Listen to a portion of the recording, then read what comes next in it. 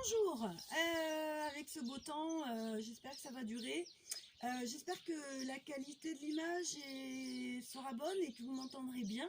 J'essaie de m'améliorer au fur et à mesure des vidéos. Si la voix veut bien venir.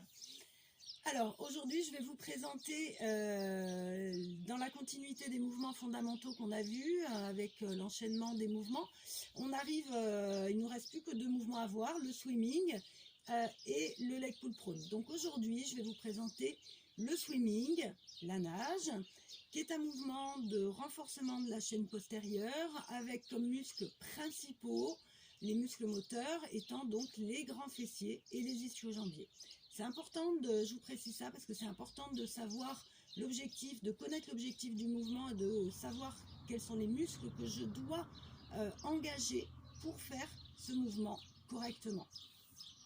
Donc, je vais vous montrer le swimming à 4 pattes. Dans une prochaine vidéo, vous aurez la version du swimming à plat ventre, mais donc aujourd'hui à 4 pattes. Je vais vous montrer dans un premier temps et ensuite je vous enseignerai. On placera bien nos 5 référentiels, on prendra bien le temps de les détailler, ainsi que la position. Quand on sera dans nos 5 référentiels,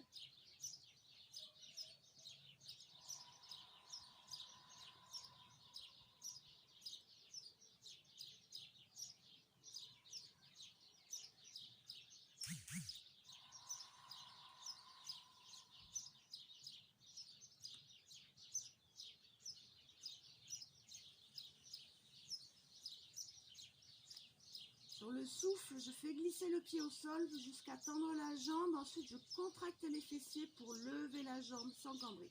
Sur l'inspire, je pose le pied au sol, je fais glisser pour revenir genou sous la hanche. Et j'alterne sur le souffle d'après avec l'autre jambe. Je fais glisser, je tends la jambe, je contracte les fessiers, je la lève sans cambrer. J'inspire, je pose et je fais glisser. Et d'amener plus de fluidité, plus de précision, plus de recherche d'allongement, plus que de hauteur. C'est pas la hauteur qui importe, c'est conserver nos 5 référentiels, contracter les fessiers, allonger la jambe sans bouger le bassin. Ok, ça paraît a priori assez simple comme ça, sauf que c'est plus compliqué que ça n'a l'air. Et donc, pour commencer, on va passer par un éducatif avant de faire le mouvement de la jambe. Cet éducatif est très important pour ressentir en fait le travail de centrage nécessaire pour avoir une stabilité dans la position. Pas venir décaler le poids du corps à droite à gauche et bien passer d'abord par son centrage et un travail d'appui en chaîne croisée. Qu'est-ce que ça veut dire? Je vous montre la position déjà du 4 pattes et ensuite je vous explique ce travail d'appui en chaîne croisée qui va être notre éducatif avant de faire le mouvement avec la jambe. Une bonne position est essentiel pour pouvoir réaliser correctement le mouvement sans douleur dans le bas du dos et surtout en arrivant à ressentir la nécessité d'être centré et de rester stable, équilibré. Les genoux sont écartés, largeur bassin et sont sous les hanches. Les bras sont tendus, les mains à plat avec les poignets sous les épaules. On va prendre le temps de bien sentir cette position. Donc vous pouvez aller en avant ou en arrière. Les hanches en arrière des genoux, les épaules en arrière des mains ou épaules en avant des mains, hanches en avant des genoux. Prenez le temps de faire ces petits mouvements pour bien sentir là où vous êtes au-dessus de vos appuis. Il est important que cet appui ici soit à la verticale. Pour trouver l'appui dans le sol, et travailler efficacement, c'est vraiment les genoux à l'aplomb des hanches et les poignets à l'aplomb des épaules, largeur d'épaule. Ok, de là on va commencer par le bassin. Sur l'inspire, en avant le bassin, creuse les lombaires. Sur le souffle, le bassin en arrière, arrondit les lombaires. Prenez le temps d'aller chercher vos extrêmes sans bouger autre chose que le bassin et les lombaires. N'amenez pas tout le dos en même temps. Limitez bien le mouvement que sur les lombaires pour trouver la position neutre entre ces deux extrêmes en réduisant peu à peu les amplitudes. Ok, un repère pour être sûr qu'on est en neutre de bassin, c'est déjà de ne pas ressentir que c'est tendu ici au niveau du bas du dos. Une position neutre doit être pour vous une position où vous conservez votre courbure lombaire naturelle. Il n'y a pas de tension ressentie, pas de pincement ici au niveau du bas du dos. Un repère peut-être qui peut vous aider aussi, ça va être de garder ici les deux crêtes iliaques et le pubis sont 3 points osseux qui forment un triangle, d'accord? Donc on a un triangle ici, pubis, crête iliaque. Et ce triangle doit rester en fait parallèle au sol quand vous êtes en neutre. Un autre repère pourrait être de prendre les deux crêtes iliaques et le sacrum. 3 points osseux, un triangle, pareil que devant, qui reste parallèle au sol. Là, c'est pas du tout parallèle, c'est incliné en avant, et là, c'est incliné en arrière. Ok. Je vous conseille de placer un repère, un cahier, une serviette, ce que vous voulez, en contact avec vos genoux, quand vous aurez bien trouvé ici la position des genoux sous les hanches. Ça va vous aider à revenir dans cette position quand vous aurez fini le mouvement. Position neutre du bassin trouvée, j'enclenche mon centre, en n'oubliant pas de commencer bien par contracter les releveurs de l'anus, le périnée, comme si on retenait une envie de faire pipi. Et ensuite, j'engage mon transverse en soufflant, en creusant le ventre du bas vers le haut. Je vais chercher à plaquer mon nombril vers la colonne vertébrale. Pas le ventre ici relâché qui creuse mes lombaires. Bassin neutre, stabilisé grâce au centrage. Pour garder son centrage, on place la respiration thoracique. On garde le ventre rentré quand on inspire, on sent ses côtes qui s'ouvrent comme un parapluie. Sur le souffle, on resserre le centre, on abaisse les côtes, on essaie d'allonger la nuque et d'étirer sa colonne vertébrale. Au niveau des omoplates, très important de les stabiliser déjà en baissant les épaules, en les abaissant vers les hanches, en les éloignant des oreilles. Ensuite, vous pouvez faire ce petit mouvement où vous allez creuser les omoplates en laissant descendre votre buste vers le sol. Et vous pouvez écarter les omoplates en vous repoussant et en arrondissant le haut du dos, en écartant les omoplates. Faites ce mouvement, creusez, arrondissez, pour trouver la position neutre des omoplates, ni creusée, ni la bosse, ni arrondie.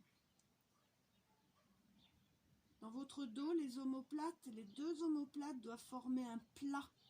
Si vous avez quelqu'un, vous pouvez lui demander de venir vous aider en plaçant les deux mains sur vos omoplates pour vérifier qu'il n'y a pas de creux ni de bosse. S'il y a un creux, la personne peut placer la main entre vos deux omoplates et vous demander de pousser un petit peu dans la main.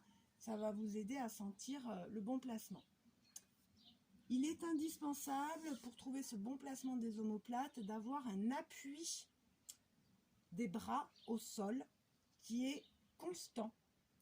Un appui mais sans arrondir, d'accord? Un appui quand on a trouvé le placement juste de nos omoplates.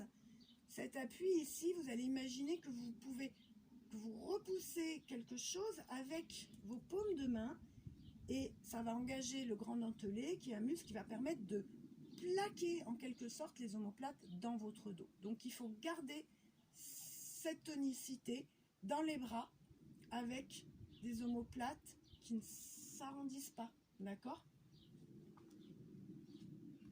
Ça fait beaucoup de choses, hein, donc vous avez le temps de tout travailler. Ok, on a placé donc notre quatrième référentiel. On va allonger la nuque, ne lâchez pas la tête. Alors vous pouvez faire ça, vous amenez comme si vous vouliez toucher le sol avec le bout de votre nez. Et ensuite, comme si vous voulez vous écarter du sol, comme s'il y avait quelque chose qui, hop là, vous repoussez. Faites ça. Et là, quand vous avez repoussé, pas trop non plus, hein, vous avez la nuque qui est dans le prolongement de la colonne vertébrale, l'orange sous le menton, le regard au sol. L'éducatif à 4 pattes, avant de faire la jambe, va consister à venir, en soufflant, travailler les appuis au sol en chaîne croisée. C'est-à-dire que vous allez, en même temps que vous soufflez et que vous engagez votre centre, vous allez simultanément appuyer légèrement avec votre main droite et votre genou gauche. Puis vous inspirez, vous relâchez la pression. Faites pareil de l'autre côté. On souffle, on resserre le centre, on imprime la main gauche et le genou droit dans le sol. Et on relâche. Vous pouvez faire cet appui au sol en chaîne croisée plusieurs fois en alternant droite-gauche. Cet éducatif permet de ressentir l'engagement du centre qui va vous permettre, avec cet appui en chaîne croisée, de ne pas faire le mouvement du swimming à 4 pattes avec la jambe en bougeant, en décalant le poids du corps. Il faut vraiment que ce swimming à 4 pattes passe par l'engagement du centre, cet appui en chaîne croisée pour pouvoir faire le swimming à 4 pattes avec la jambe. Donc travaillez cet éducatif pour vous montrer. Chaîne croisée, ça veut dire quoi? Main droite, genou gauche. Je vais comme si je voulais laisser l'empreinte de ma main droite et de mon genou gauche. J'appuie légèrement, mais attention, sans non plus décaler le bassin ou quoi que ce soit. D'accord? Ce qui va vous permettre ensuite de faire le mouvement. Si je vais engager mon centre, appuyer ma main gauche, ma main droite et mon genou gauche, en même temps je peux faire glisser la jambe et je n'ai pas décalé le poids du corps. En fait, ce que vous pouvez travailler après cet éducatif des appuis en chaîne croisée, c'est simplement vous dire, ok, et si je voulais tendre la jambe, qu'est-ce que je commence par faire? Est-ce que je commence à compenser, à me décaler? Non. Je vais chercher à engager mon centre d'abord, à appuyer en chaîne croisée pour pouvoir faire le mouvement de la jambe qui se tend sans décaler le poids du corps. Ok? Donc, en pratique, le swimming avec l'option une jambe. Très important d'avoir vos genoux sous les hanches, hein, et les mains largeur d'épaule sous les épaules. Sinon, vous n'allez pas être stable et vous n'allez pas y arriver. Important de placer nos 5 référentiels, évidemment. Allez, on va souffler. Là, je suis en chaîne croisée, main droite, genou gauche. Et je n'ai pas décalé mon poids du corps. Si je veux faire le mouvement avec la jambe gauche, c'est appui main gauche, genou droit. Sans décaler le poids du corps à droite. Je ne fais pas d'abord je me décale pour libérer la jambe, d'accord? Je fais pas ça. Je cherche vraiment à rester, en fait, comme si j'avais toujours mes 4 appuis. Sauf que j'en ai plus 4. Quand je fais le mouvement de la jambe qui se tend, j'en ai plus que 3.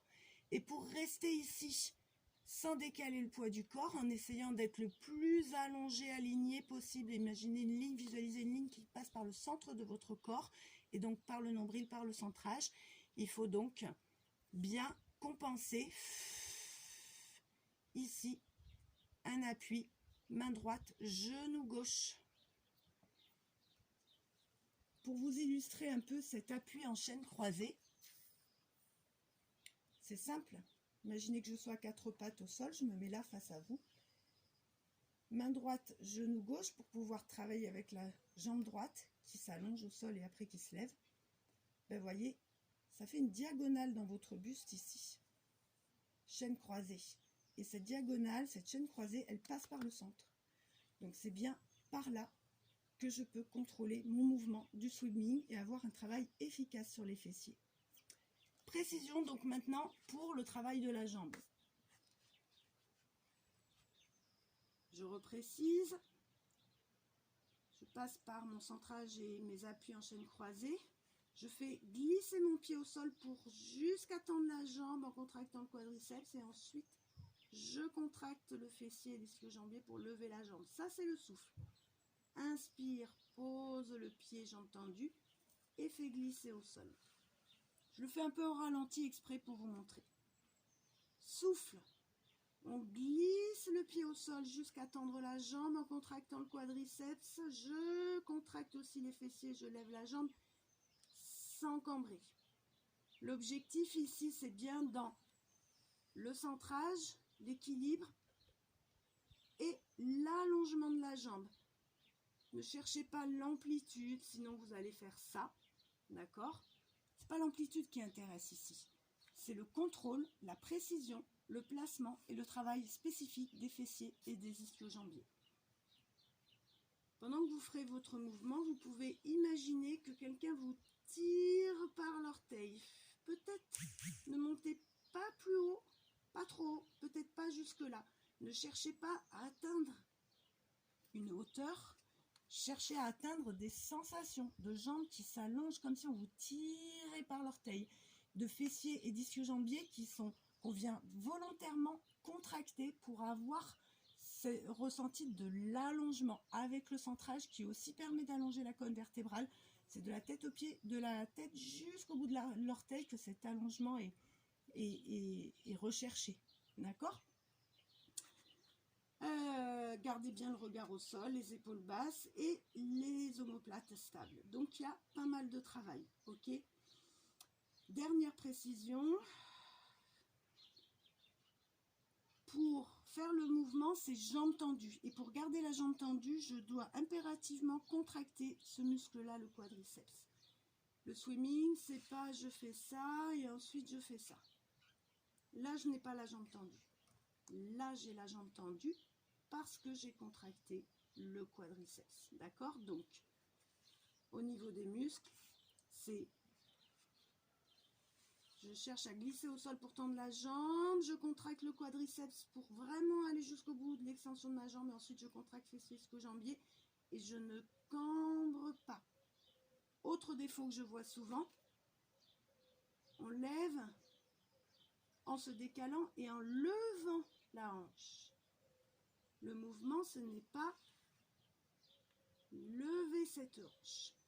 Vous devez garder le bassin neutre, c'est-à-dire ni qui se creuse, ni qui s'arrondit, mais pas non plus qui se décale latéralement. Pensez aux 3 points osseux qui doivent rester parallèles au sol.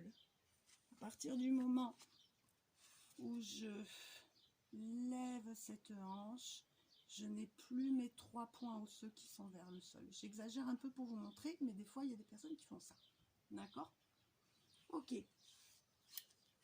Un petit peu douloureux au niveau des poignets, donc pas trop de répétitions. Pour l'éducatif, pour les appuis en chaîne croisée, vous pouvez faire 5, 6, 7 respirations.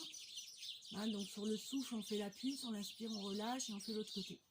Et pour la jambe, pareil, on peut faire 5 répétitions en alternant la droite et la gauche.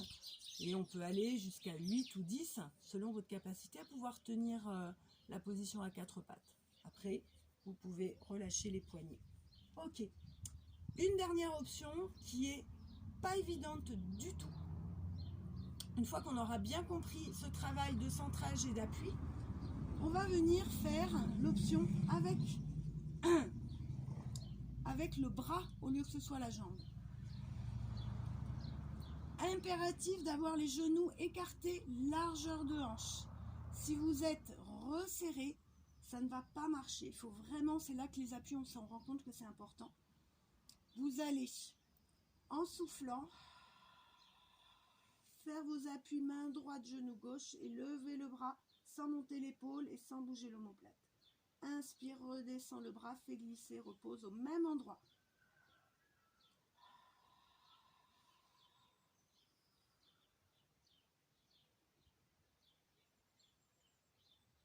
Donc bien, c'est là qu'on se rend compte si on est bien placé ou pas au niveau des appuis. Passez par votre centrage, engagez l'appui en chaîne croisée, genou gauche, main droite, en appui pour lever le bras gauche, sans monter l'épaule et sans cambrer. On alterne la droite et la gauche, on cherche la précision, la fluidité, la stabilité, pas décaler le poids du corps. Et attention de ne pas monter l'épaule, pousser l'épaule en avant ou lever le bras trop haut. C'est presque, en fait c'est plus dur que le travail avec les jambes, parce que ça demande beaucoup plus, c'est beaucoup plus exigeant sur l'engagement du centre et sur cet appui en chaîne croisée et sur la stabilité qu'on recherche dans le placement avec nos 5 référentiels. Le bras, quand on le monte, c'est comme ce qu'on a travaillé debout. On monte le bras autour des joues jusqu'où on peut garder l'épaule basse et l'omoplate qui ne bouge pas. On a travaillé ce mouvement, c'est le même. Donc pensez à bien serrer les côtes, à baisser l'épaule, comme si vous aviez un fil ici qui tirait l'omoplate en bas pendant que vous montez le bras. Un fil qui descend là, qui tire mon omoplate en bas pendant que je monte le bras. Ne cherchez pas l'amplitude. Ne bougez pas le buste, ne partez pas en arrière. Cherchez vraiment à 4 pattes, que ça soit comme sur un rail, comme pour la jambe. Vous pouvez vous aider de cette image que je vais avoir dans le prolongement de mes hanches et de mes épaules, un rail qui guide mon bras. Et bien travailler ici l'équilibre en appui chaîne croisée. Ok, vous avez du boulot, vous découragez pas, c'est à force d'entraînement.